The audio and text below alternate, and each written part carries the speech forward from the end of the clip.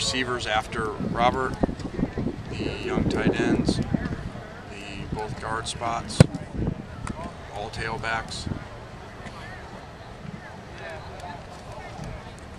linebackers, another safety, and another corner. Yep. But we're early still. You know, I think I don't know, honestly, I think we're still at 21 or 22 more practices. What happened to Rhett Ellison today? I think he's gonna have to have stitches. I think his thumb opened up or something. And so I think they had to stitch him up. How is that other safety spot looking with Demetrius sidelined and stuff? Who's challenging there? It's really wide open because after that, you know, we haven't gone live again since Demetrius getting hurt, you know, to really see that much. So this game will have a lot, you know, to see those guys in their snaps. Like we said, Juwanza did play well, improved from where he was a year ago, so that was good to see. Is there a certain skill set you're looking for in that position to complement TJ? Tackling, no doubt. You know, with the issues we've had over the last 2 years, especially last year, you know, tackling is going to win out over speed, over coverage, because it's so important, especially all the offenses. So many offenses nowadays, what they go to, you know, there's so many balls getting out quick, there's so many strange runs coming at you that they break, and you know, it's about the tackling to limit those plays so they're not explosive plays. So it's part of the Tony Burnett moving outside as well, because we think he's you know, where he may not be the greatest cover guy in the world because he's bigger. I think that adds tackling to us. How do you see the receiving, rotation shaping up beyond Robert at this point? I think we know what Robert is. I think Carswell has really distanced himself from everyone else. And if we were to play today, he'd be the number 2, and then I just think it's all washed up in there. Mm-hmm. And so that's why you have this much time. It's why you have training camp and all these practices to figure it out.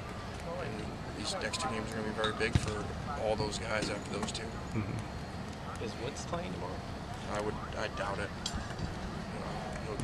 We'll move him around in the morning, but I wouldn't think he would. Is that the same ankle that he injured before the spring game? Yes. Still? In this kind of situation where you're trying to determine that, is that, I don't want to say a good thing, but the fact that you don't have to get him reps necessarily tomorrow, does that help you figure this receiver thing out? Sometimes, you know, there is a good side to injuries as far as opening things up for other people, and we wouldn't have played Robert all that much anyway. You know, so yeah, it does give more reps to the guys we're trying to figure out. But like I said, we probably wouldn't have played him that much anyway. It seemed like the play of the day on defense today was Nikel with the pick 6. Obviously, he's sort of a guy you've had a lot of praise for. What in particular stands out about him in this training camp? You know, what progress has he made?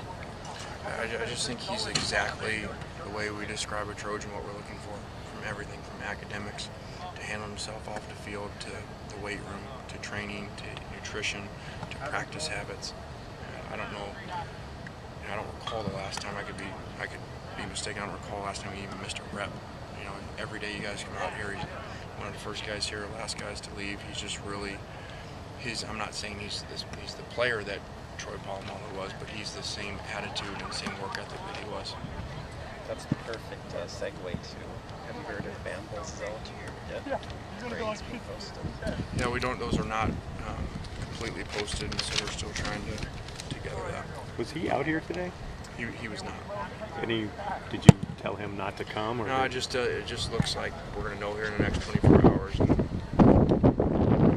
kind of getting the feeling that he's not going to be eligible. So, you know, we just don't want any distractions.